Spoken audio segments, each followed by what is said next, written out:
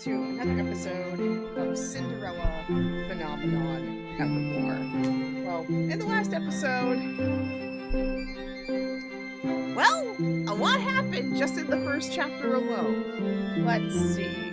So, there was Lucette trying to get pastries for Fritz to feel better, only for former witches to basically kidnap her and try to extort her for God knows what.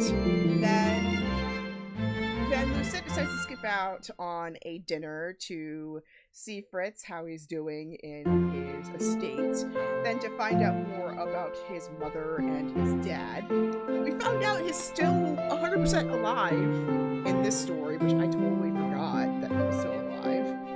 And then a pretty dramatic confession in the rain, Breakfast at Tiffany's style. And then finally, Lucette managing to convince Fritz to teach her how to use his mother's dagger. And so that's where we pretty much left off.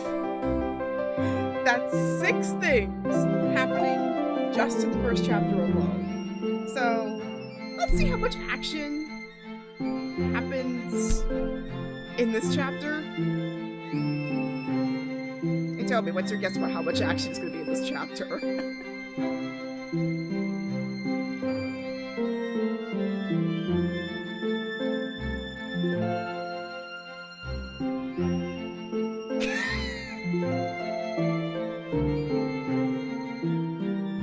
I'm skeptical too. So, let's see how this goes, shall we?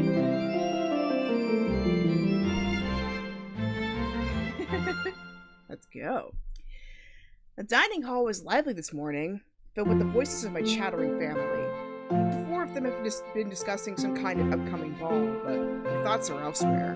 No matter how hard I try, I cannot dispel the image of the rain running down Fritz's cheeks like tears. Fritz was smiling by the end of the night, but his sadness still seems to linger. I have to find some way to help him overcome it. But how? Lucette?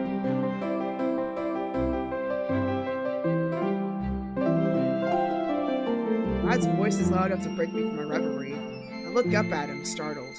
He just rolls his eyes before going back to his breakfast.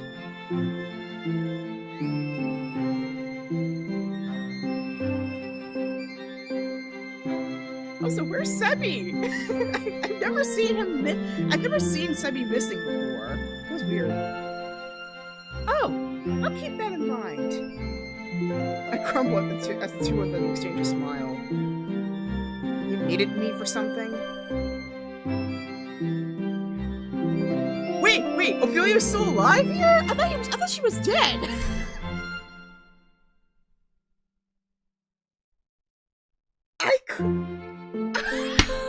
I thought she was dead the whole time! Like, why was this King Chidara wearing black? Well, then again, if it was national mourning, it makes more sense. But even so, how did I think that she died?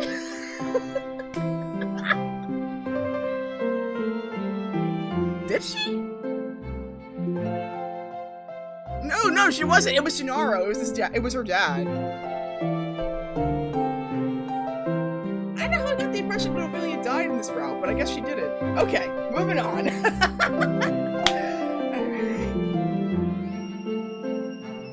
Woo! No dead moms. Well, technically Lucette's mom is dead, but still. Well, birth mom is dead. Stepmom's still alive, so there was something like that. So there we go. We wanted your opinion on the theme for the upcoming ball, dear.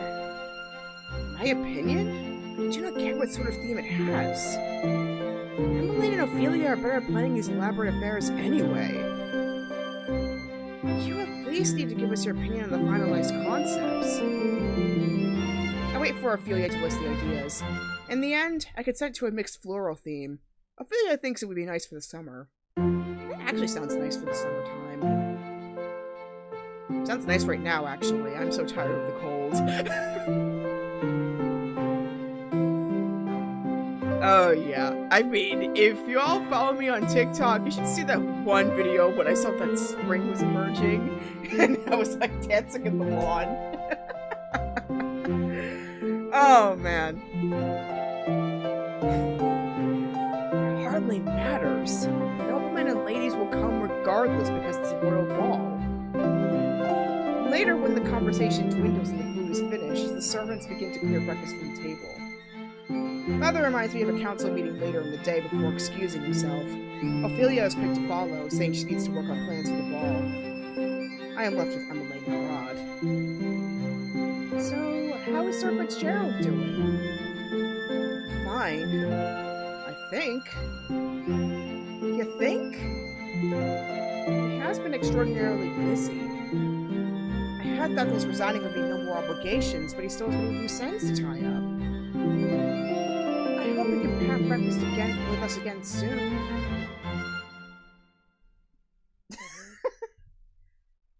Is something wrong?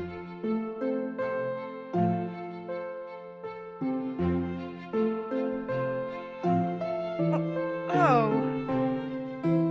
For a few moments, the dining hall was quiet, save for the clatter of plates and utensils as the kitchen staff moved them from the table.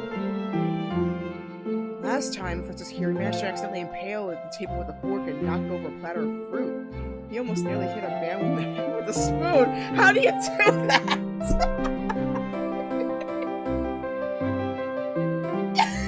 How did he do? Like, what did he just feel like?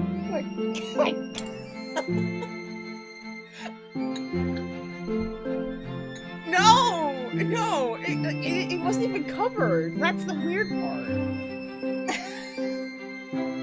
So it must have been like an off-screen thing. But yeah, like, how do you manage to smack a guy in the head with a spoon? Unless it's one of those really awkward serving spoons, because I know those things can be really hard to manipulate. Man, how do you?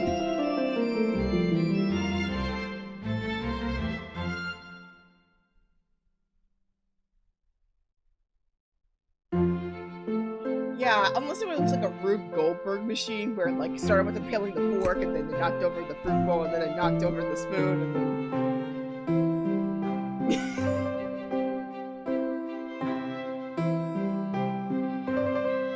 Which, given like how royal spreads tend to work, that seems to be the most likely option.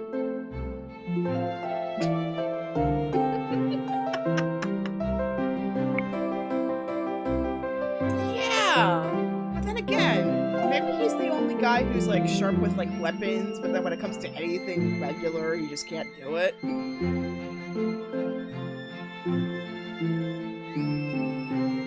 How do you use a spoon? I must know. Oh man.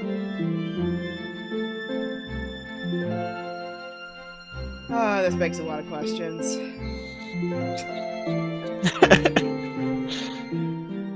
We shall see. Well, it's a fun memory to look back on. How did he manage to throw the spoon backwards at one of the servants? Oh, not only did he throw the spoon, it was backwards. It slipped out of his hand? It is remarkable how Fritz can be so composed one moment and shockingly clumsy the next. I believe he said he was extremely tired that day, but...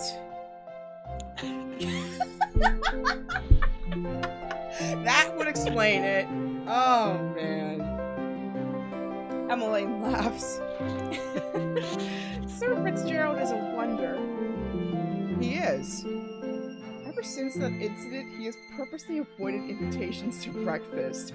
It's kind of a shame, though, because I can imagine that it must be pretty delicious. I clear my throat. Well, I have some morning errands to run with Fritz, so I will excuse myself early.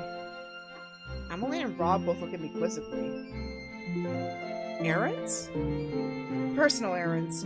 Tell Father I will be back in time for the council meeting. The three of us exchange farewells before I head out.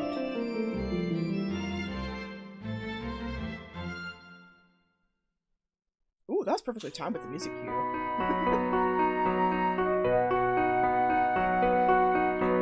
And here we are. After leaving the dining hall, I went to the front gates to meet Fritz, who was there just after 10, as promised. He walked me to the edge of the forest, among 3 of his most trusted guards. As soon as we reached the clearing, he told the guards to scatter. Today is the day he teaches me how to defend myself. Is there a reason you brought other knights with us? To watch the perimeter, just in case. Of course! As cautious as always. He takes my hand and leads me. Well, after getting, like, kidnapped, you know, you can't blame the guy. Yeah, I don't blame him one bit. Like, she got kidnapped from 2 ex-witches no less, who still have some leftover juice. I mean, even outside this game, she always experienced something like this, so yeah, I don't blame him for putting the extra security. And also his mom.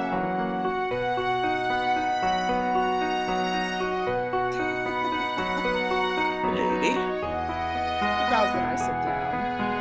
I smile at him. Lord Fitzgerald. I laugh when he blushes.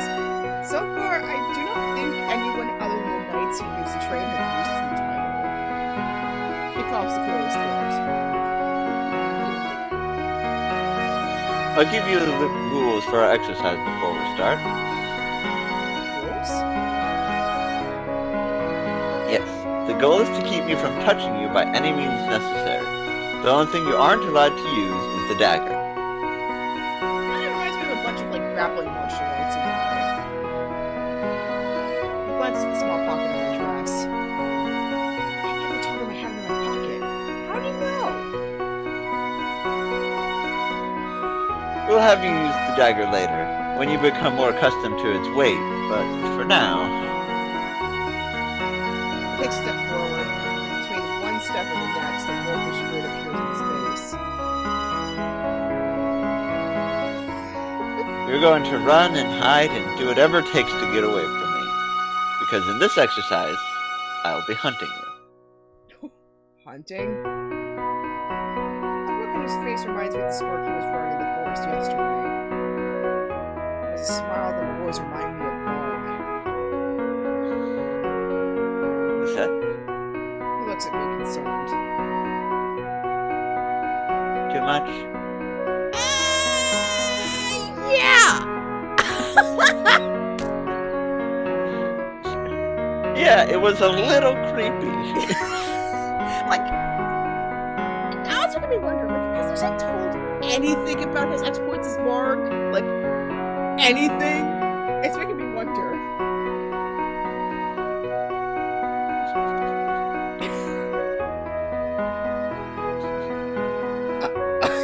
What?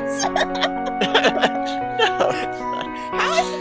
Uh, I'm gonna have to open the music when it's like, it's a little bit loud. It's like, I'm like, what? Oh. every once in a while, like, he seems like a great guy, but every once in a while, he'll just, like, have some commentary where you're like, I am suddenly somewhat uncomfortable. Yeah, it's like it's like every once in a while it's like the Metal Gear Solid exclamation point wants to go in my head. Like, what in the world? Before he was like, some of the best things happen in the dark. You're like, oh, okay, back off. Back up. Why are you back?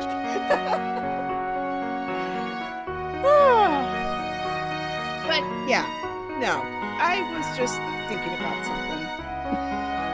Aren't we all thinking about something? I stand from the tree stump with renewed resolve. I am ready. Good. This is just a test run, so no pressure. Just do what you think is instinctively best, and work on your lesson from there. Oh boy, that means make sure you pick the right direction. Now, they're gonna give you choices. Are you gonna have to decide, like, where to hide? Yeah. Which, it has happened, albeit in Waltz's route in the first game. I have happened to get to pick the best spot, so that worked out. I've not done something like this since I was a child. Only back then, the running was nothing more than a game. I clench my hands into fists and nod. Remember to stay in the forest, Lucette. I took a few steps back, waiting for him to signal. Much to my surprise, Fritz only closes his eyes and crosses his arms. Because the dude's an expert tracker, that's why. I'll give you a 10-second head start. He immediately begins counting down after that, and without another thought, I turn on my heels and run. I run as fast as my legs can take me. Do my best to weave through the forest bramble as quietly as I can. Eventually, the sound of counting stops. I hear Fritz take one step, then another, and then he is running into the forest after me. My heartbeat picks up as he draws nearer. Even though it is Fritz, I cannot stop myself from shaking. What should I do? Ah, no! It says 2! Nobody got 3! Dang it! Well, you don't want to face him head on, because that is entirely not the purpose of this exercise. No. I mean, considering the whatchamacallit. Initially, he wanted to teach us more about hiding. I'm tempted to lean towards hide, but then I also wonder if continuing running would be the approach here. I don't know. Well, I feel like if you start running, then she's just gonna see you and catch up to you, is what my instinct says. Mm-hmm. Yeah, because we're talking about an expert tracker here. I mean, yeah, being an extrovert tracker, I feel like he'd still be able to find you if you hide, but it might be a little more difficult. True. At that point.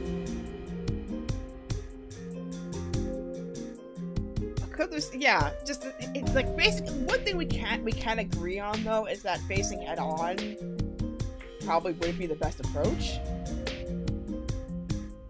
Yeah. Also, maybe imagining him as not Fritz, like what would you do normally? My instinct would just be to continue hiding. Same. Like I would run until I got to an ideal position.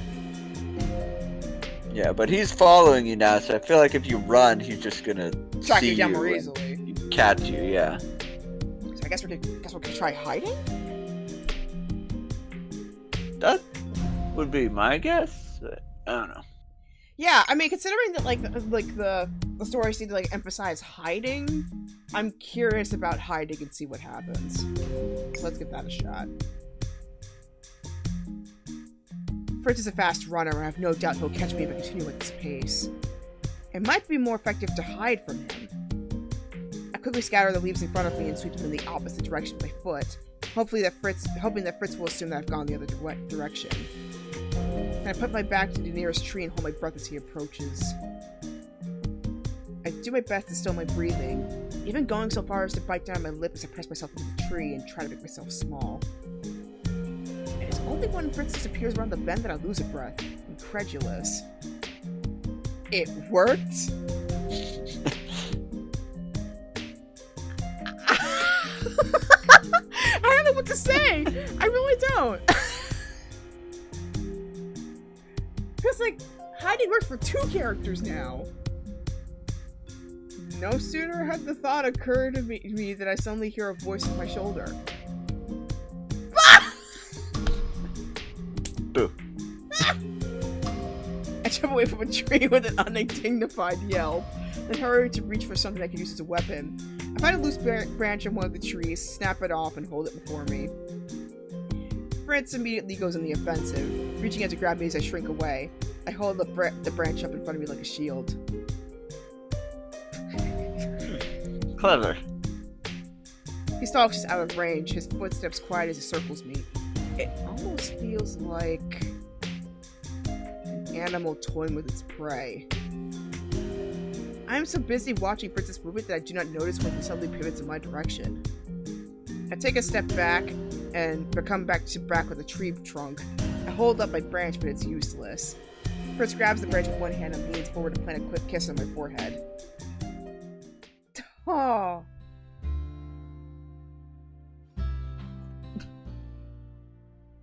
It caught you. So that means we probably picked the wrong one, so I wonder what the correct answer is. I sighed and let the tree branch fall from my hand.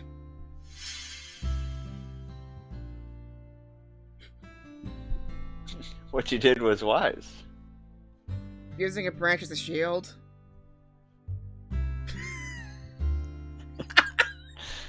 I just realized she used it as a shield instead of a weapon! Oh my gosh!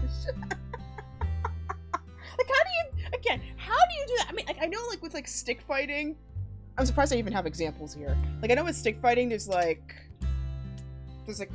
blocks, but, like, as, like, an actual shield, though? I don't know. I don't know.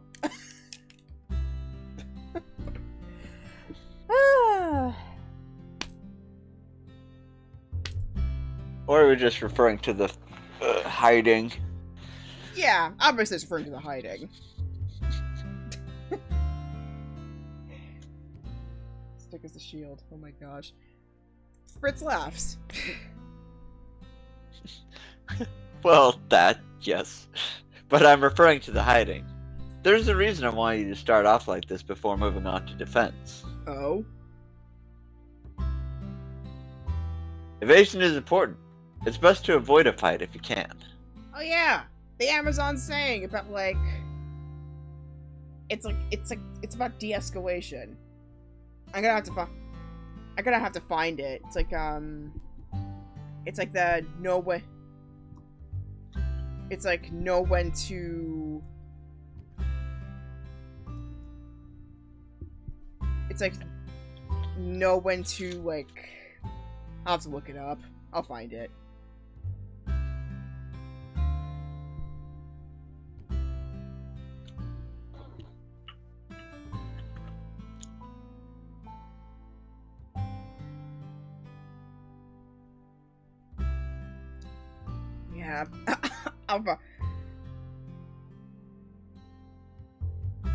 Yeah. I'll find it eventually.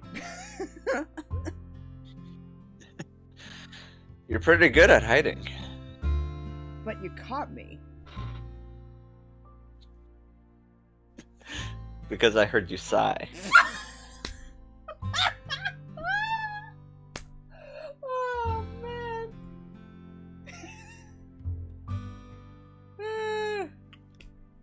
Still though, your instincts are good, Lucette. Anyway, now that the exercise is over, let's move on to defense, shall we? We're gonna get caught no matter what, we just picked the best option. Yeah. You're good at hiding, but you found me. Yeah, it's been my job for years. What do you want from me?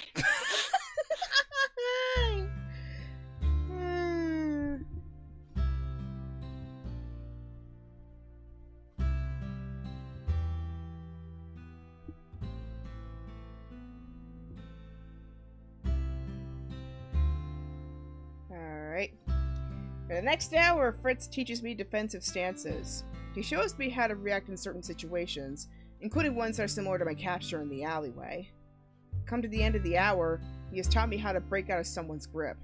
The first method involves pulling back on someone's thumb, and the second involves pulling down their forearm. That's like two of the most common, like, grappling self-defense techniques I come across. The thumb one I don't really know as much, but I can kind of guess what it is, but like, usually with the forearm it's usually like making sure like the bend kind of happens, or you kind of push the more of the force down on the forearm. Remember correctly? I mean, I did martial arts for like 13 years, but I've been off the mat for like 12, so it's almost 1-to-1 ratio. Yeah, I never learned any self-defense myself, so, you know, luckily I've never needed it. Yeah, it's just, yeah, but that's basically for every single martial art. Know your stuff, but pray you don't have to use it. I'm about to ask him to demonstrate one of the holes when I stop, realizing the time. Fritz is one step ahead of me.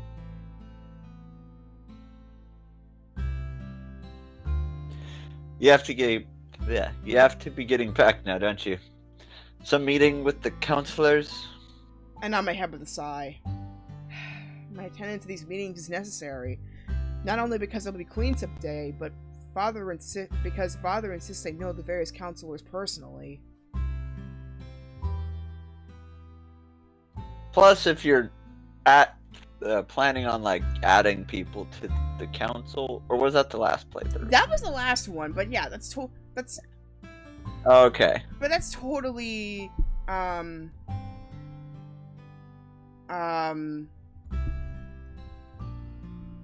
that's totally up her alley, really. But okay, I found the quote. So there's a Wonder Woman quote that is basically like an Amazon saying, kind of a way of life.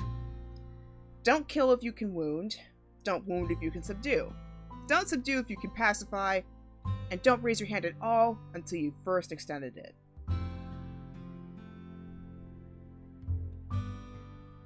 So that was the part that kind of reminded me of this training.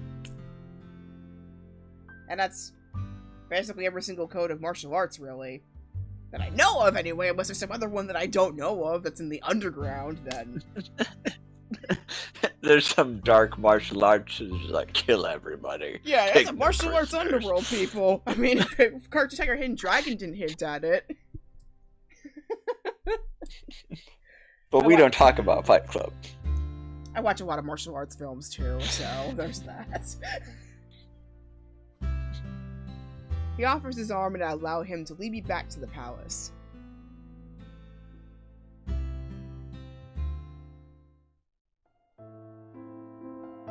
Council meeting goes on longer than expected. By the time the counselors are finally excused and it is just Father and I in the room, I'm exhausted. I fall back in my seat with a soundless sigh. Father smiles at me from his seat. Exhausting, isn't it? I nod. It's no wonder you're always so tired. The more meetings you attend, the easier it will become to participate in them. Father eyes the empty thrones in the room with a fond smile on his face. It's at times like this that I'm most grateful for family. Oh yeah. Like, you definitely do not want to go through stuff like this alone, that's for sure. I look at him curious. He simply inclines his head. It's always easier to shoulder your burdens if you have loved ones there to pick you up. And that is your Saturday morning cartoon advice of the day. Or, in this case, evening. I mean, I know we tried to go a little bit of a morality tailspin, so... But Kington R just did that for me, so... for us, really.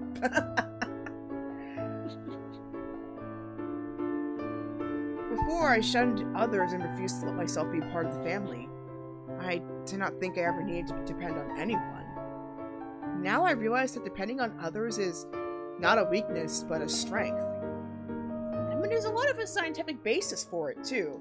Not only in terms of compassion training, which is in Stanford, you can look it up, but also, I mean, most famous name of this, Dr. Brene Brown, about vulnerability as a sign of strength.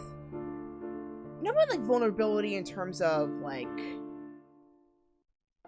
making yourself lesser, but more so vulnerability as in being more open to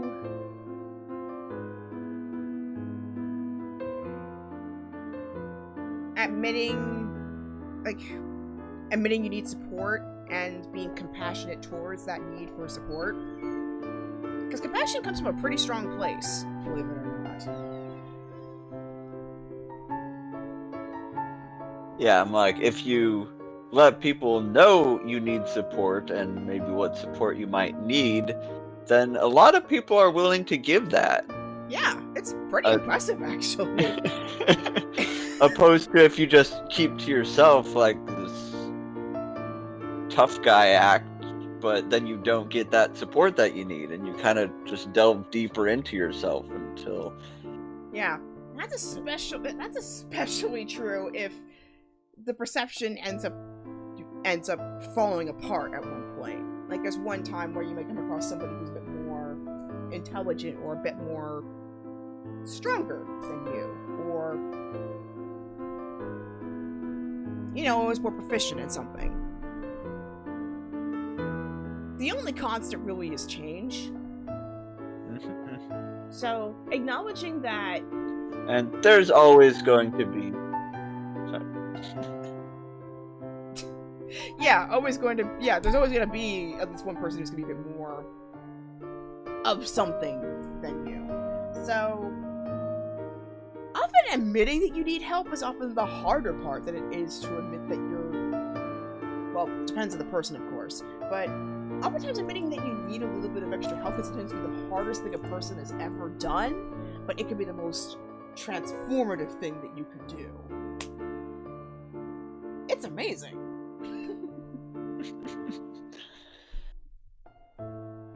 Yeah.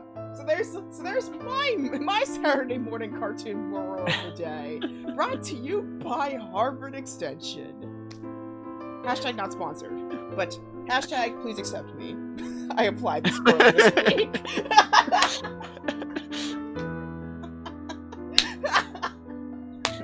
Not sponsored, but if you wanted to, feel free. Yeah, if you can accept me into your school, I will gladly reference you every second. not that often, but I mean...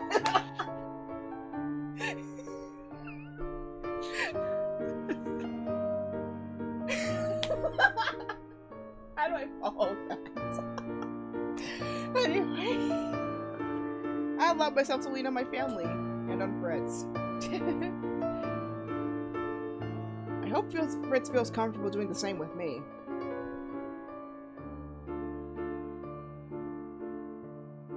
Lucette?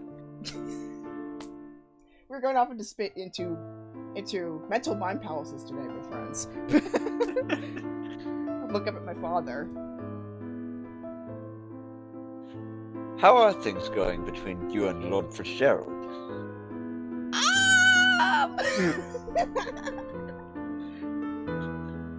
Quincy! There's stuff about his dad's still alive, and then there's stuff about his mom, and then there's self-defense training, and there's something that he's been holding back. But other than that, they are fine. Why do you ask? They're fine.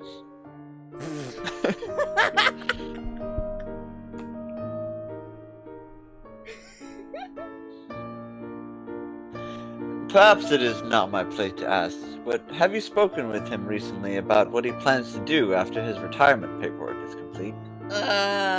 Paperwork. Ugh.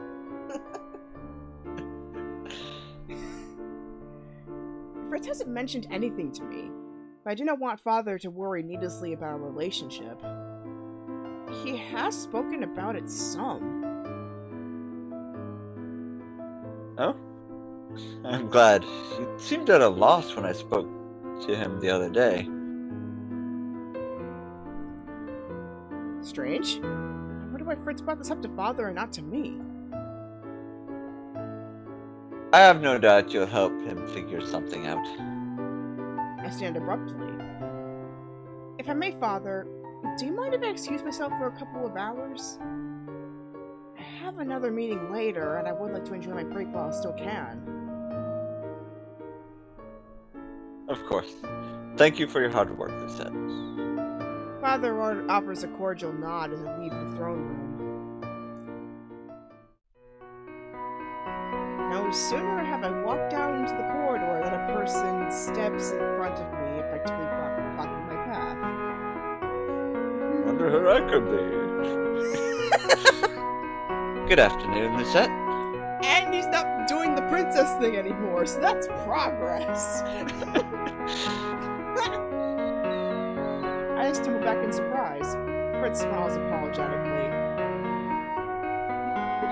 Sorry. I thought I'd wait out here for you. Where were you even hiding? Hiding? I wasn't hiding. I was just standing right outside the door. Use a peripheral vision, Lucette. Pay attention. That's the part of self-defense, is paying attention to your surroundings, because you never know. How did I miss him? Fritz's eyes glimmer as he leans toward me. Are you free now? For a few hours. I'm assuming you want to go somewhere? I always want to go somewhere with you, Lucette.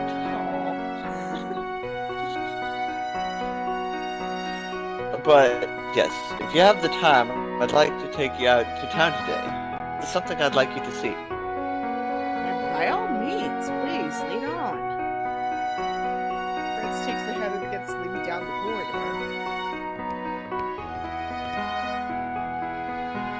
As we approach the gates, I recall what Father said in the throne room and pause, considering. He said that Fritz discussed something about the future with him, something that he has not yet told me. Wait! Hold up! This is a sequel game, right? We all know, especially with stories like these, we've already experienced one wedding. Could this be a reference to wedding number 2? I'm thinking of asking for his blessing and getting Lucette's hand in marriage. Even though technically Lucette has the choice to do so.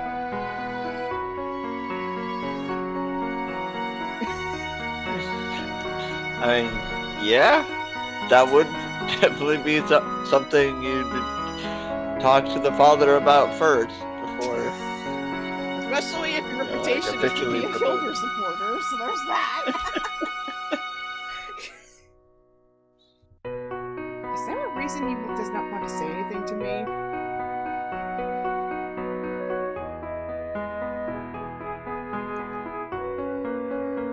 Lucette, is something on your mind? Uh-oh. What do I do?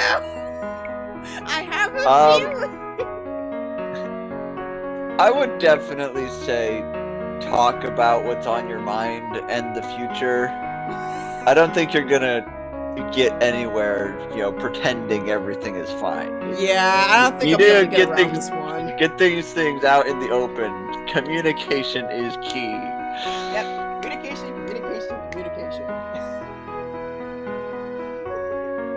Or as Dr. Mike says, chest compressions. Wait, there's something else probably. But that's one of them. That sounds more like CPR. Yeah. It was for CPR.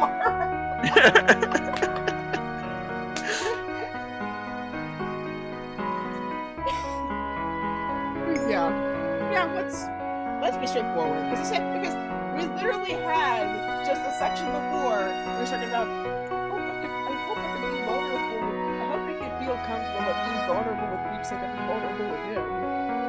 So let's live out what we preach and ask him. And even so, even if you tried to dismiss his worries, I'm sure he would still see something was wrong. Yeah. Or he would still be worried. My father brought something interesting. Interesting.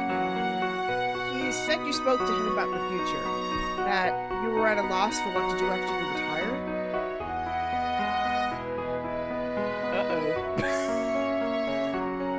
Much to my surprise, I can see a sliver of irritation in Fritz's expression. Is that true, Fritz? You know you're more than welcome to speak to me about anything. I come to you with my own concerns about being queen all the time. Oh, no! Don't take offense, Lucette, but I really don't want to talk about it right now. Fritz. It's a bit of a disheartening topic, and I'd rather discuss it later. It's about his dad, isn't it?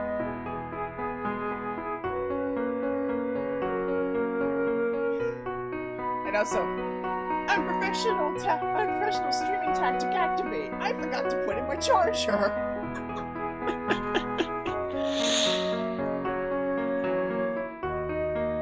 Yeah, it's not an official stream without some technical issue. Got right off.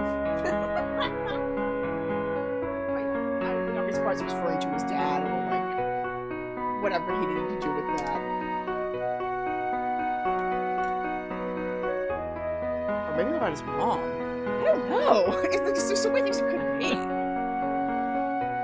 looks at me, his sadness melting into concern. Would that be alright with you? Of course, but please, Fritz, I want to help you. I hope you remember that. Fritz nods at me.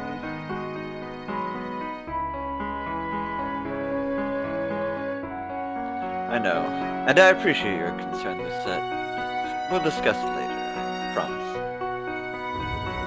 He squeezes my hand as we head out the gates and into town. Fritz takes me to the edge of the main plaza, where a large crowd is already gathered. I nod my head politely at the townsfolk who meet my gaze. What is happening here? Fritz smiles. You'll see. It's a surprise. Okay. Oh, is this Waltz's puppet show? Woo! He leads me to the front of the crowd. I direct my attention to the central object of attention. A large stand. Behind it stands a man I recognize. Yay! More story time! Woo! Hello everyone, my name is Waltz, and today I'll be telling you all a story. Story time! Story time! Yes! Puppets! I had no idea Waltz had a show planned for today. Waltz begins his show with the practiced ease of a long-time performer. Today he has puppets and is sitting behind his stand and using them to act out a scene. Once upon a time, in a land far, far away, there lived a little witch. The little witch had a best friend who happened to be a human girl. Ooh, this is different. I wonder what's going next. The story goes on with Waltz playing both of the characters. It is a short about a witch who does magic for her friends every day. But then, one day, magic disappears, and the little witch no longer has any magic with which to impress her friends. For some time, the little witch is ostracized. She feels alone and sad because she no longer possesses the thing that she thought made her special. But at the end of the story, the little witch's friends return. The little witch's friends told her that even if she could no longer use magic, that didn't mean her magic was gone. She still had magic. One of the puppets points to the other. Magic that was in her heart. He smiles. And regardless of the magic that used to exist, we all have the magic in our hearts. That's why, even today, the little witch and her friends can live happily ever after. I'm surprised by a lot of applause. That's very true. It reminds me of that Star Trek episode, the Star Trek Next Generation episode, where like Councilor Troy loses her empathetic powers. Yeah. But she still has like years of experience being a counselor, so she uses those to get through. I think it was a negotiation. And I mean, her powers eventually do come back in the end, but the fact that she didn't have to use them in order to be able to tell what another person's feeling was pretty beautiful plot. It was a really nice one. Go look it up. Yeah. Yeah, and like that was equally like she was so concerned at the loss of her power, she just like felt useless. She's like, I'll just quit Starfleet because I'm no good to anyone here anymore. Yeah. Yeah, it's an epic heroic blue screen of death moment until Gaiden comes along.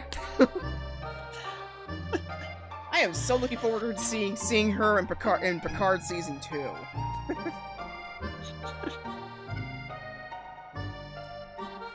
People liked this story? It is hard to believe about after hearing what my captor said to me.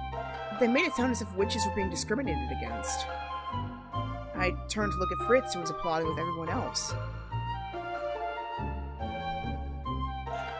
I thought you needed to see this. Oh, I see what he's doing. So essentially, he's kind of established. He tried, like, kind of similar to how in the previous plot, where Lucette and Cinna, that's his name.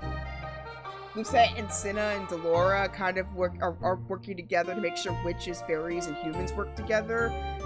In this case, because the magic's gone, it's kind of making sure that, like, former witches and fairies make sure they're not separated from, like, they're not separated and discriminated against in the human world. That's actually pretty cool.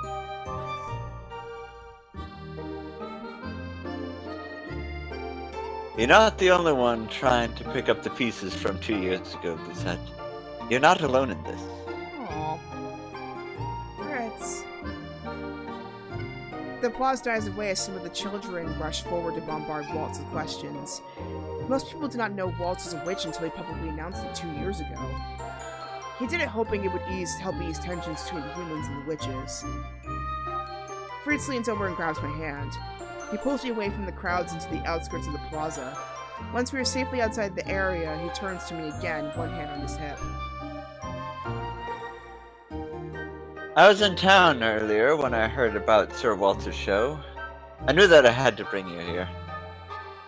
Thank you, Fritz. Even now, Fritz still thinks of me first. He is the most dedicated person I know. Eventually, the crowds begin to dissipate. Waltz, who is in the middle of taking down his stall, pauses when he notices Fritz and I.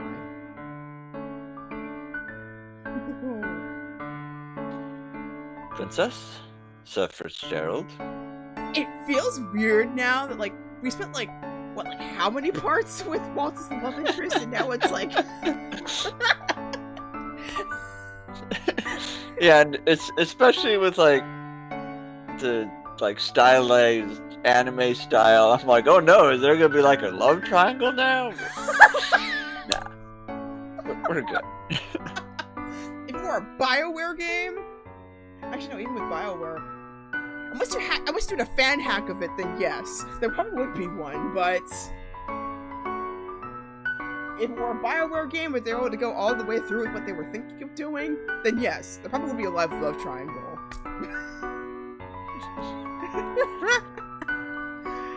He walks toward us with a bright smile. It is nice to see you again, Waltz. Waltz bows. And you too, Princess. Were you two here for the show? Fritz brought me here to see it. It was a good show with an interesting topic. Interesting way of putting it, Lucette.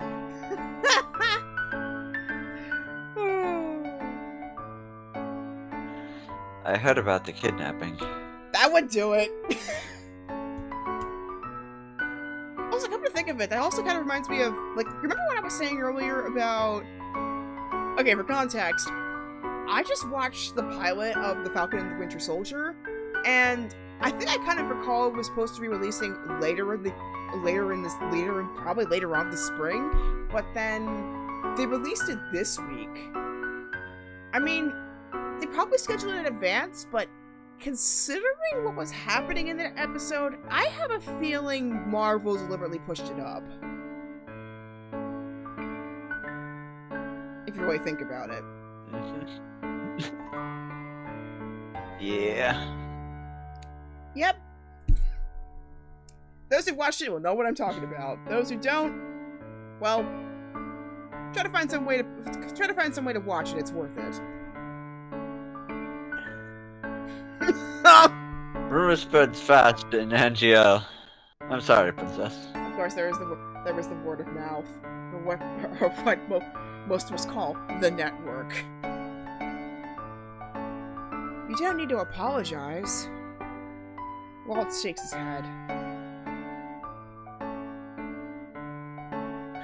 You're bearing a guilt you don't deserve. What happened 2 years ago was Lady Parfait's decision, not yours. Given the circumstances, it was the only thing that could be done. Exactly. Oh, yeah. Like, it was a pretty extreme situation. Like, even if... I mean, Parfait, especially with, like, Waltz's ending... Well, it was the same thing with... Even with Waltz's ending, she was on her last legs. So... Yeah, there literally wasn't much of a choice left. And this was, like, this story happened, like, in this case, so in all of the endings, it happens prior to Lucette's, I think, 18th birthday, when she comes of age and is the Tenebrarum bearer. But depending on how the ending turns out, it could be just before or just when it happens. And unfortunately, well, Fritz's ending happens just before she comes of age. So unfortunately, she couldn't get the Tenebrarum bearer. She couldn't become the bearer before all the events went down. So that literally was the only choice that Parfait had, was to cancel the crystals out.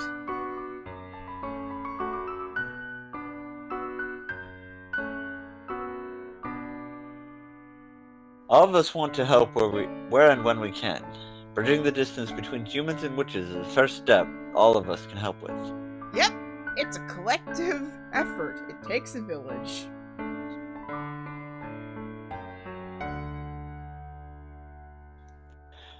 I may not have magic anymore, but that does not mean I've changed any. No, Waltz is still unflaggingly optimistic. Both Waltz and Fritz are smiling at me. Unflaggingly. Oh. That's a fun word.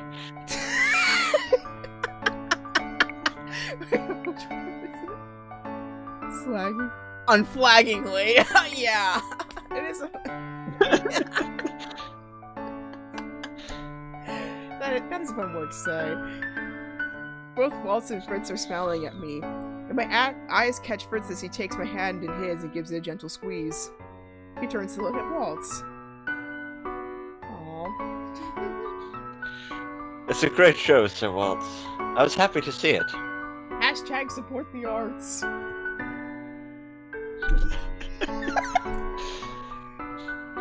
And I was glad both of you could be here to see it. You ought to come to town more often. We'll both try our hardest to do that. Waltz flashes us one last smile before returning to his booth, and to the children crowded around it. It sounds like they're asking him to play a game.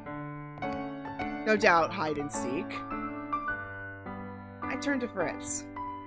We still have some time left. Do you want to take a stroll around town, or perhaps you would like to rest? Some part of me just really wants to speak to Fritz with what I heard earlier. I need to know what he is okay. Fritz is quiet for a few moments as he considers. In the end, he asks if I would be okay accompanying to his home for some tea. I nod my approval and the two of us begin to make our way there. I sigh as Fritz sets the tray of tea down on the small table in front of us. It is at times like this when we are sharing tea in your home that I wonder if you really are an old man stuck in a young man's body.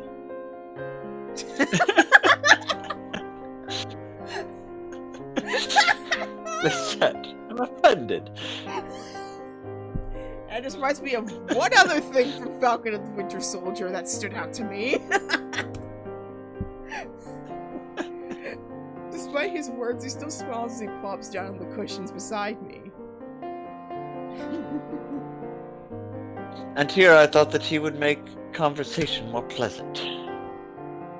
Fritz glances at me after taking a sip of his tea. You wanted to talk, yes? Ooh, here we go. Earlier, I promised we would have this discussion. He looks at me, somber. I was actually going to bring it up to you myself. I'm sorry I didn't mention it earlier. You don't need to apologize, Fritz.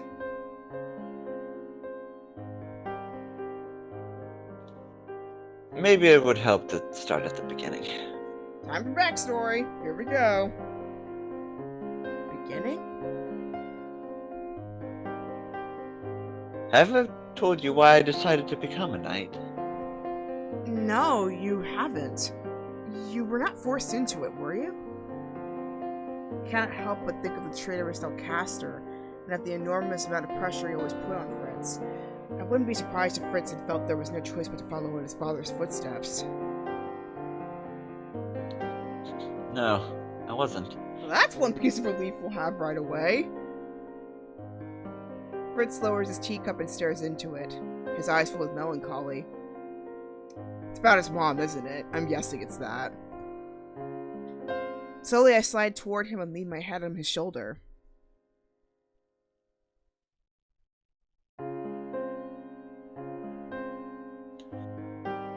Back when I was a child, there was nothing I loved more than to listening to my father talk about the knights. Because he had such long days, I was usually stuck at home with the servants.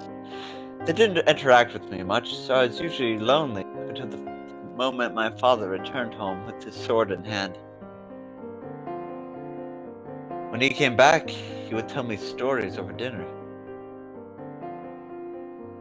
He used to tell me tales of knights in shining armor, of men who protected the kingdom with their lives. He told me about the noble counselors and Evangia's honorable king.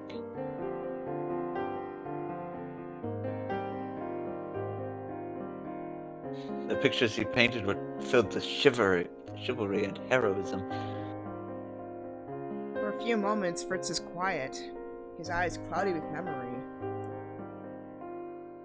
I have a feeling of what's going next, but you know what? Let's just hear it from his side. I loved him so much, and I was proud to be his son. That didn't change even when we grew distant. I'd always thought my father's dedication to putting the kingdom first was admirable. Later, when I decided I wanted to become a knight, my father trained me, even allowed me to use his own sword. The day he was made commander, we celebrated with the same tea. Wow. He draws away from me with a sigh. Suddenly he looks stiff. Back then, everyone thought of me as his shadow. Every kid's dilemma, especially if they happen to do the same profession as their parents. They said I had no individual aspirations, that I may as well have been a copy of my father. Which, depending how you feel about your parents, can be a big compliment. That's true. I think I proved them right when I followed in my father's footsteps and joined the Knights. But I guess it also depends on the person as well, that sometimes they want a little bit of a distinction. It's like, yeah, I'm my fill in the blank with the parent you're following through kid, but at the same time, I'm ultimately my own person and I have my own approach. I just so happen to inherit these things from a parent or parents.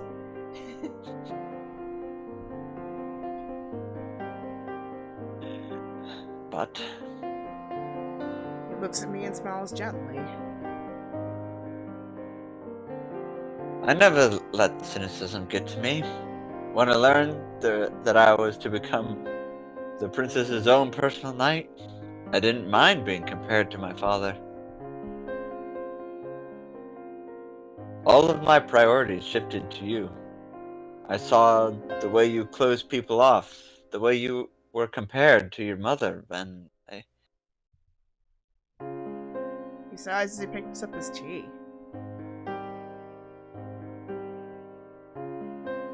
I understood because my whole life, I too, had been compared to my father. That explains why they feel so similar. But you never lived into your father's shadow. You've always been your own person, Fritz.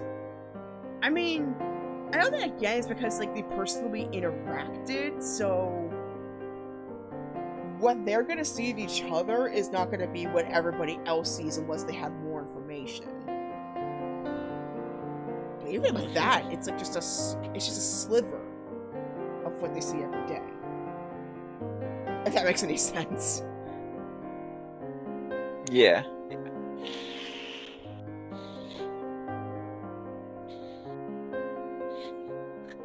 Maybe. But either way, the facts remain that for all those years, the only thing I believed myself capable of was being your knight. I was happy to focus on my duties because I had nothing outside of them. Wow, that would certainly explain how Var came into the picture. Fritz's shoulders sag. The truth is, Lucette, I'm terrified of what comes next. You know, now that he's no longer a knight, he literally has no idea what he wants to do. Because that was all he wanted to do. Hey, everything ties back to the Falcon and the Winter Soldier, isn't it?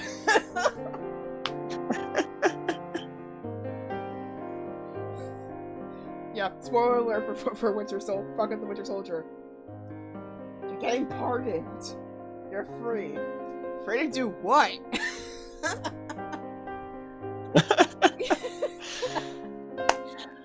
I'm nothing without my sword and armor. Those people were right. I aspired to be like my father. Even when he was gone, I took up his mantle as commander without complaint. Oof. Does he not know how much work it takes to even get up to that position? He should cut himself some slack.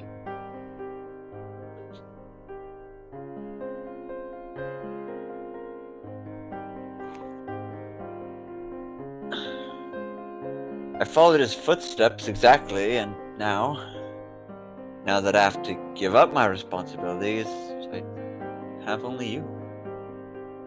And I think I also mentioned this in the past episode, but like, you know, like Prince Harry and Meghan in particular, when they started stepping back from being senior royal members, I bet that's what people assumed of them too, that like being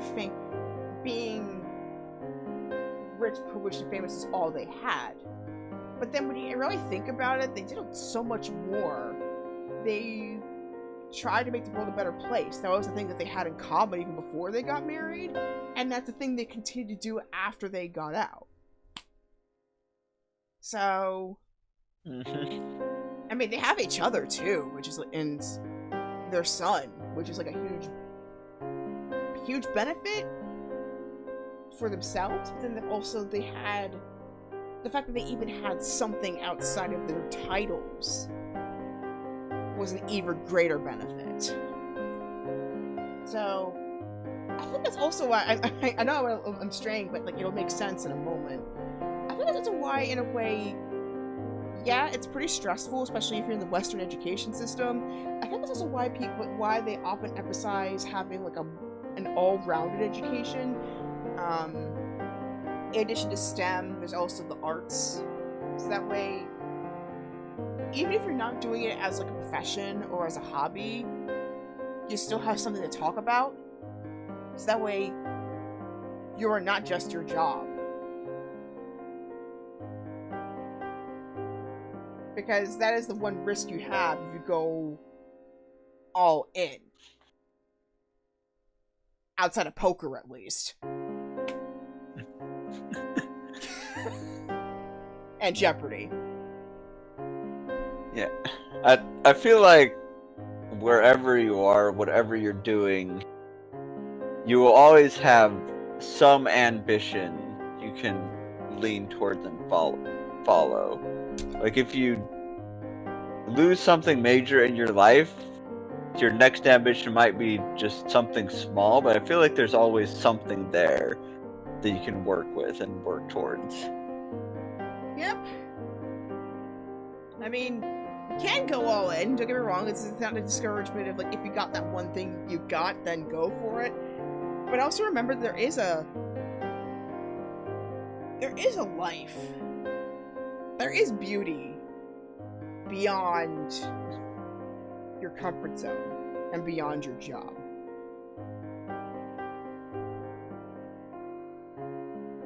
Because, like it or not, the responsibilities are going to shift. And so, gotta be open and see where that beauty takes you. And another quote from Disney, this time Ellie from Up. Thanks for taking me on this adventure, and I'll go have another one. That was a good movie. I want to watch it again now. It was a good movie.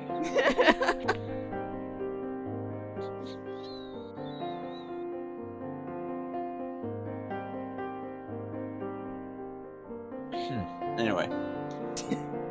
This is what I've been wanting for years, but... He sinks even further into the cushions, his gaze forlorn. Now that I'm no longer your personal knight, I have nothing to offer you, Lucette. Oh, pish posh, Fritz. I had more colorful words than that, but yeah. That's basically it. Like, are you kidding me? Dude, you literally have connections with, like, the best knights in the country. You have amazing tracking skills, and you're teaching your girlfriend self-defense. What more could you ask for? Also, you think I'm with you because you were a knight? Is that like... You think that's all you are to me? Exactly! I mean, you could literally start a guild tomorrow, and they will stand behind you. His voice is small and weak.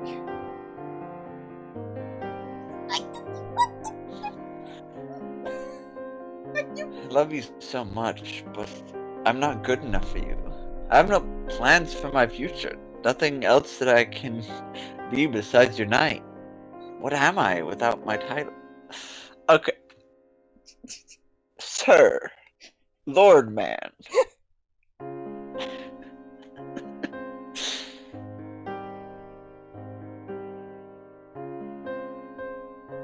I mean, honestly, even if he was nothing else, she's gonna be queen someday, and being husband to a queen, just that support alone could count for so much.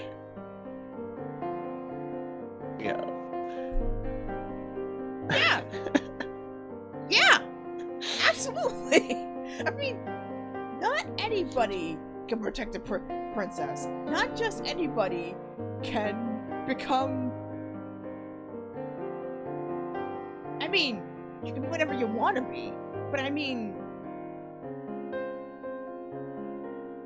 It takes a certain amount of energy to take on whatever role it is, especially if it was passed down or thrust upon you.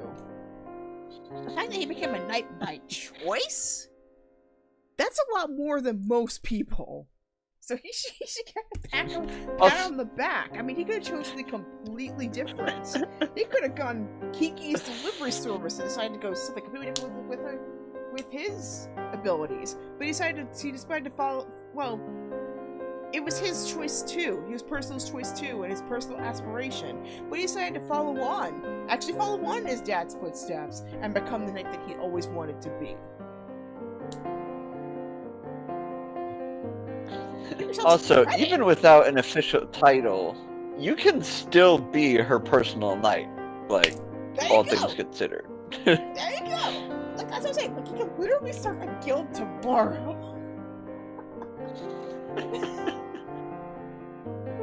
And I'm like, also another thing to consider, you lost your title and feel like your entire life, all your aspirations are gone. Imagine all the witches and fairies who no longer have magic. Like, that's probably how they're feeling. Yep. You know, I spent my life dedicated to learning these intricate magics, and that's just gone now. Yeah. Like, if anything, he would be a good liaison for that cause, too. Because he knows what it means, albeit in a title sense.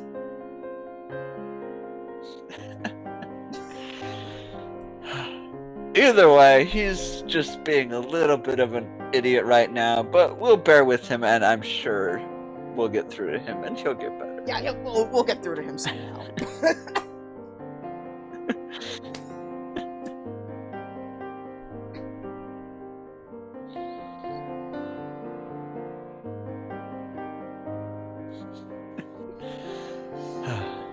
My whole life, I've been trying to live up to others' expectations. First my father's, then the king's, and now yours.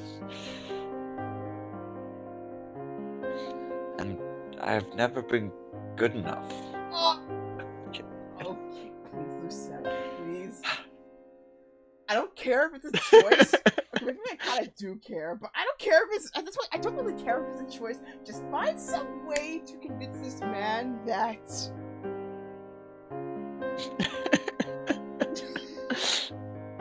He's fine. He is fine. Honestly, I wouldn't be surprised if she just like stares at him and just like, "Are you done? Are you done feeling sorry for yourself, sir?" Yeah, because like, she would be the type to do that. She would be the type to do that. Here we go. I set my tea down so I can look into his eyes. Fritz, that's not true. There is more to you than your past. You have the entire future ahead of you. You can be yourself, without anyone ruling over your life. Fritz looks at me. The expression on his face is so gloomy it makes my heart sink. Learned helplessness. It's a thing. Oof. Yep. Yes, and that terrifies me. Because who even am I, Lucette? You know what this reminds me of as well? Runaway Bride. Like, you know, like Julia Roberts' character, I can't remember what her name is on top of my head right now. But like, she conforms so much to the potential partners that she has that when she decides to commit, she runs away because then she eventually realizes that's not what she wants in her life. But then she's been focusing so much on conforming that she doesn't even know what she truly wants, let alone who she is. It's a good movie. Another one I recommend. I think it should be on Netflix right now. But yeah, now I feel like watching it. I finally learned who I am not and what I don't want. Now I have to figure out the other side. I like it. I like Eggs Benedict. Yeah, she couldn't even figure out like how she liked her eggs. Whew. That is sad. I like my eggs multiple styles, but if I had to pick one, I guess I'll go with like a mixed fried egg. That's how I grew up with it. Anyways, when I do not answer immediately, Fritz leans forward and grabs my hands. And by the way, if anybody likes eggs, comment down below. What style do you like? And yes, I am including my friends who like egg beaters and vegan stuff. Comment down below. I think my favorite is deviled myself. Ooh. Although that tends to be a lot of work for like not a lot of actual food mass, so it doesn't always feel worth it, but if I can get someone else to do the work, then yeah, sure. Anyway. Do you know who I really am, Lucette? Do you know what sort of person I am beneath all of these expectations? Spider-Man to the Spider-Verse. Literally the big graffiti art. Expectation. Has a huge moral of the story, like the big overall question of the story. How do you deal with those expectations? That's not a movie I need to rewatch. It's such a good movie. I'm a selfish fool.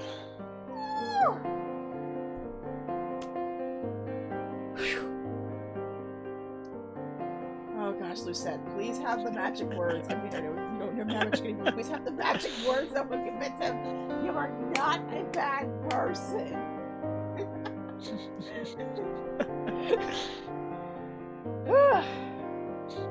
Fritz, I've known you for a long time. longer time than most people. I squeeze his hands and look at him confidently, unperturbed.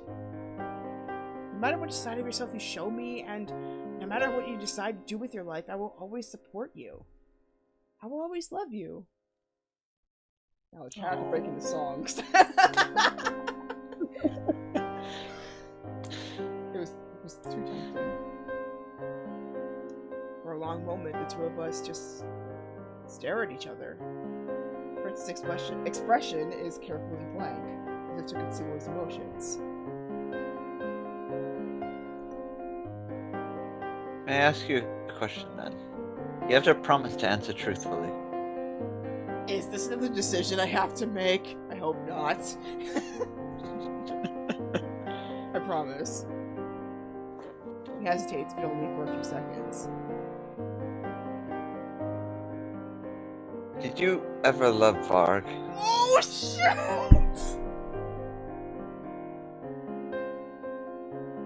I can automatically answer that. Probably no.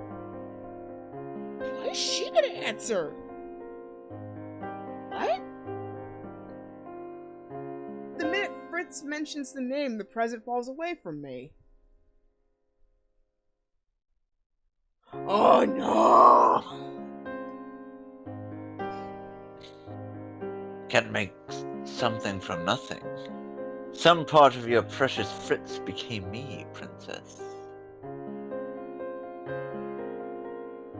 So what is that mask supposed to be? That is the worst mask. I know, but like, I mean, considering like his hair turned dark too, like it also kind of made it harder for it to ID him for a while, and like apparently his voice changed as well. But that is like his Red Riding Hood curse, essentially, where he turns into something completely different at night, where it's like, it's really weird. It's, in a way, he's kind of Alcaster's, I wouldn't say puppet would be the right word, but more so like right hand, but he's much more of a free agent compared to his Fritz self, if that makes any sense. And I guess like Varg, or at least like the curse, kind of took advantage of that, of Fritz's will that wanted to be a free agent, and kind of twisted it a little bit, or like took some of that shadow self and then turned it into this. Though, obviously, there is a running guess that some part of Varg has always been there. It just brought it, the curse just brought it more to the forefront. Which looks like it's exactly what he's saying right now. Yeah, pretty much. There's already something dark and twisted in his soul. The curse just brought it to life. And now here I am.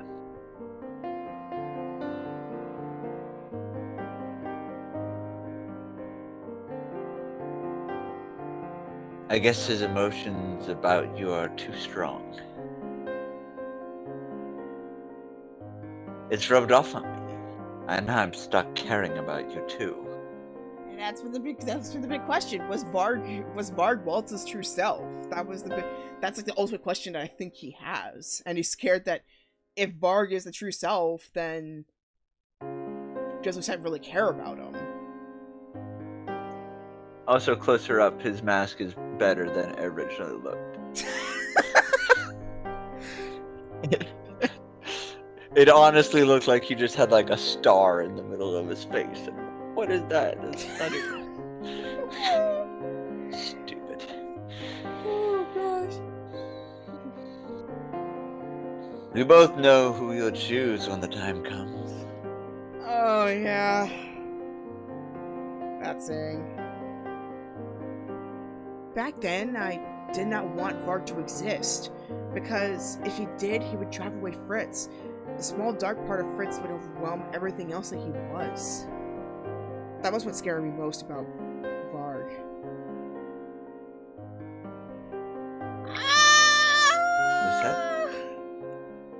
I knew it was gonna be a choice.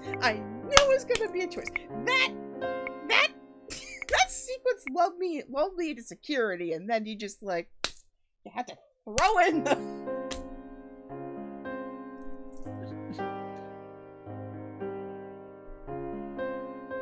Well, I would personally say I only ever loved you because that's what she just said. Yeah, basically, yeah. That's basically what she just said was like, I cared about you.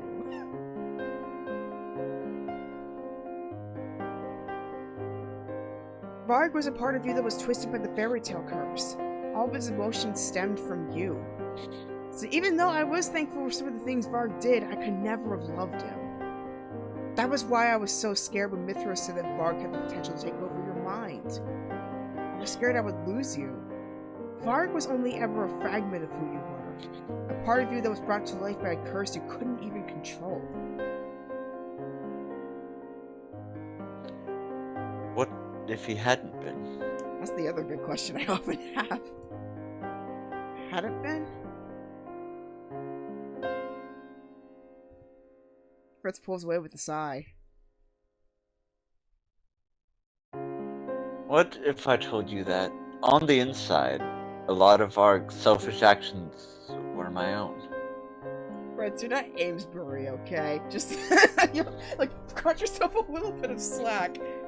For those who know, like, on my YouTube channel who know about my Lady's Choice playthrough, like 2 or 3 years ago on the channel, you know what I'm talking about.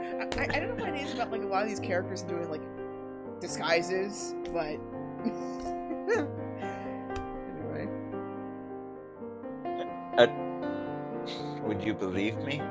Well, we've established that those dark choices and intentions were, in fact, a part of you.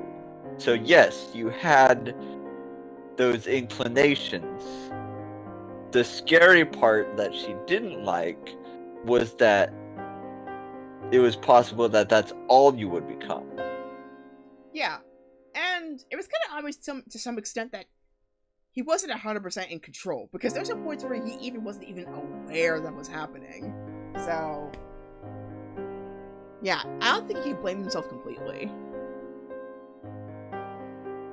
Fritz always acted like Varg was a separate person that he was fighting, but was there more to it than that? How can we forget something like that? Are you kidding me?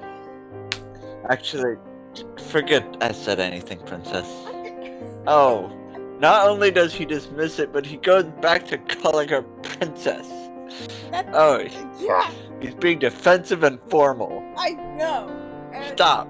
That's how the shadow self emerges, is through suppression. If you don't name it, it will keep coming back with a vengeance.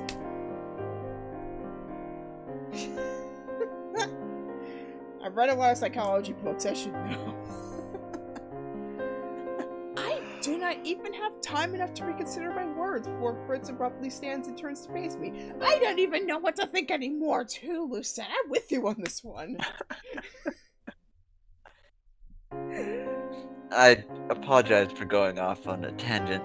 You weren't on a tangent! This was the most poignant and direct conversation I believe we have had in a very long time. Probably one of the, if not the most direct conversation you've had probably this entire relationship.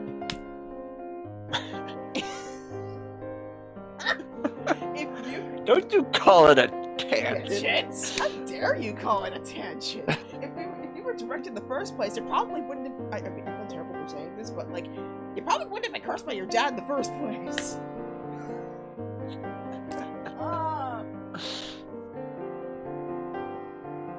I get the impression that the tangent has yet to be adequately explored.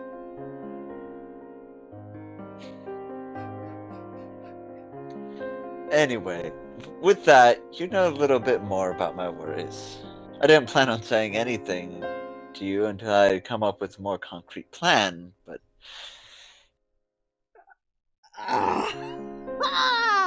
God!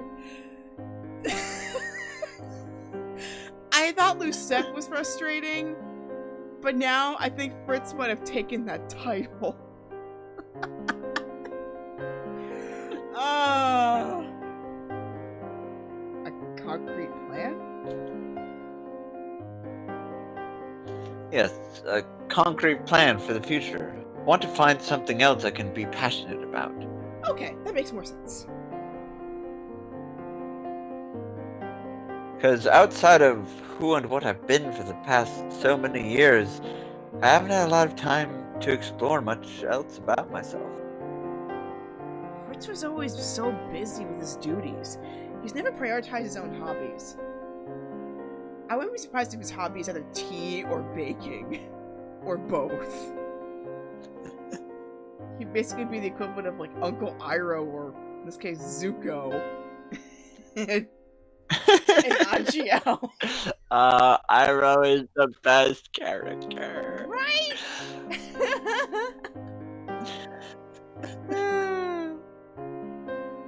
Come to think of it, what does Fritz do in his spare time? Could we not come up with a plan together? Together? Yes. Perhaps we should come up with a list and we can check off items on the list when we can be able to do them. Sonic the Hedgehog movie, let's go. Oh, man. I've never kicked a bucket either. Anyway. That was a fun one, honestly. That was the one thing I'm glad that was the last thing I saw before the quarantine kicked in. And that was the first thing I saw when I started work again.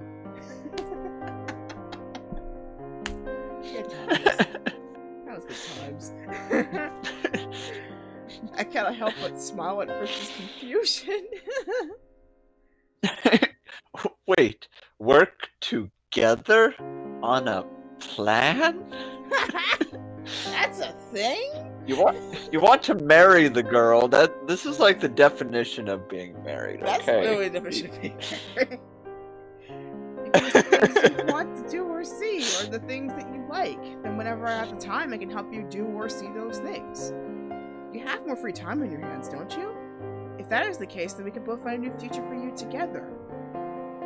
In the deepest part of my heart, I cannot help but imagine Fritz sitting beside me on a throne. Yet, I am realistic enough to know that this transition would not be easy. It takes two people to make that kind of momentous decision. Besides, Fritz is finally being given the chance to live the way he wants to. I do not want to take that freedom away by forcing you into yet another role. This is sounding way too familiar.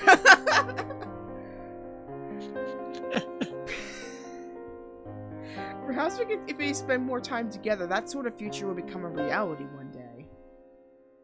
What do you think? Fritz smiles at me. After a few moments, he holds out his hand. I put my hand in his and smile when he kisses the back of it. I accept your offer, beautiful Lucette. Thank you. Ooh, this is a good development. He's helping her with self-defense. She's helping him with what he wants to do after he retires from being a knight. Even though he's so young. Wow. It is my pleasure. Oh, but before any of that... I point at his tea and raise my eyebrows. Finish your tea, Lord Fitzgerald. Otherwise it will get cold.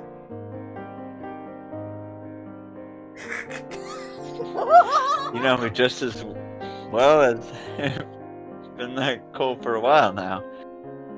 But if Her Royal Highness commands it, then I shall obey. Oh snap, I got reversed now. Woo! He plops Jack down on the couch and scoots closer to me. It's already cold, but... As you wish.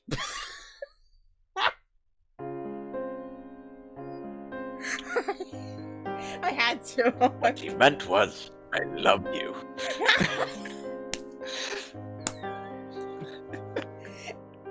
Don't be surprised if you make more Princess Bride references, people. Because it's too rich in here. It's too rich in here. Come on. Woo. He pops back down on the couch and scoots closer to me. Close enough to wrap an arm around my waist. I spend the remainder of my free time at Fritz's side, wondering if there is anything I could do to help him beyond the assistance I have already offered. It's chapter 2. To 3. 4! Whoa! 4! 3. Oh, 4! Whoa. We missed one somewhere, I guess. What the heck?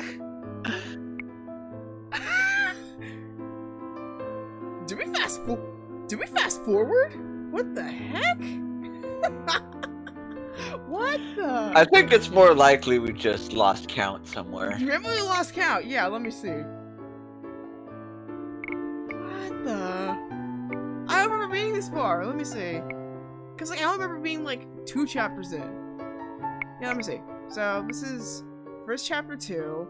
Oh wait, no. Yeah, we just miscounted. Oh my gosh. Holy. We're on 4 already? What?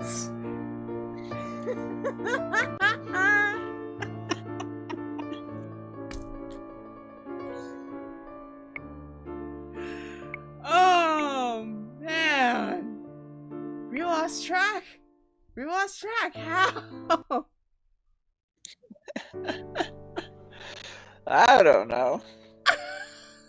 Maybe that would explain why chapter 1 was so long. Yeah. If we just missed chapter 2 and it was 2 chapters. Yeah, because I remember the first chapter was a night with a night with no shining armor. Then the second chapter was, I don't know what the second chapter was. Then wait, yeah, because like chapter 3 was like, yeah, chapter 3 was the knife thing, and then wait, what? Did they just forget to put the title on the other 2 chapters? That we just didn't remember it. I have to rewatch the videos now to figure this out. But we like probably just completely glazed over it somewhere. It felt like everything was chapter 1. I swear.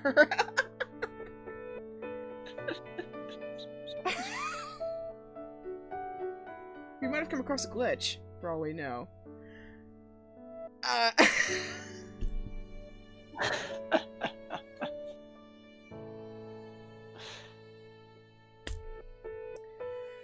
But well, either way, that was a really interesting chapter, that's for sure. So, next week, we shall see what Fritz will try out on his list of things that he may like. So, yeah, Barony. It feels like every time we're so close and yet so far, but I think it's time we might actually do it because I know we're basically paused at like the very last like 2 or 3 levels of the game. Yeah, the last like 5 or so. We just got to like the last section of levels. Yeah, I think that I remember. And I, at the very least, am pretty well equipped and ready to go. But yeah, my magic's getting my casting's gotten a lot better, and I have the Ring of Levitation, so I don't have to worry about rings. Like, it feels like rings don't go through a big wear compared to boots. So there's that. So we got part 8 next week, and yeah, maybe this week I might actually play some Fritz Purchase Hands of Time and some DDR. It's been a while since I've done DDR, but apparently it's been making a comeback over the last few months. I've heard that Gerard, the completionist, is doing DDR marathons in his channel, which is pretty cool. So, so yeah, might do that again. And then, in terms of my Fiverr shop, we've got a new code coming. We have got a new code, so my in-bulk code's no longer good, but we've got the O-Star code. It's my typical free card readings. I'm limited to 3 cards, and this is good until the summer solstice. So if you happen to mention the code in like the next reading you purchase, that's going to be covered. So you just need to decide when you want me to pull it next, and you can do that. And then you can support local businesses. And, of course, check out some of my social media stuff. I update on TikTok pretty frequently, so feel free to check out some videos on there. And I finally got YouTube streaming working again, which is great, because for the last few months of doing the streams, I've had to, like, upload a copy to YouTube. But now that it's finally working, it's really nice I don't have to think about that as much, so yeah.